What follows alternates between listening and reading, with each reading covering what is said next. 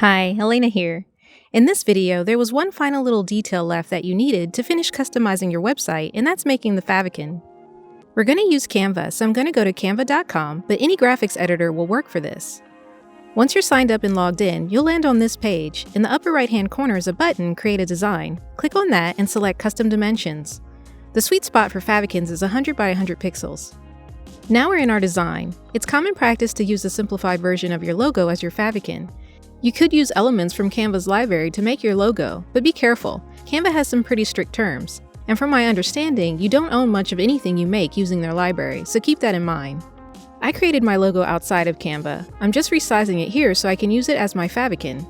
It's important to keep image files near or close to the size they appear on your website. It helps to keep page load times quick, which helps you to rank in Google's search engine. Once you're happy with your icon, download it as a JPEG or PNG. In general, JPEG is better because it's a smaller file size, but sometimes you want the transparency that comes with PNGs.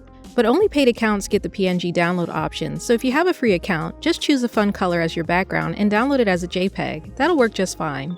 Now for the magic step that turns images into favicons. Find the image you just downloaded and make sure the option to see your file name extensions is selected. Then rename your image to favicon.ico.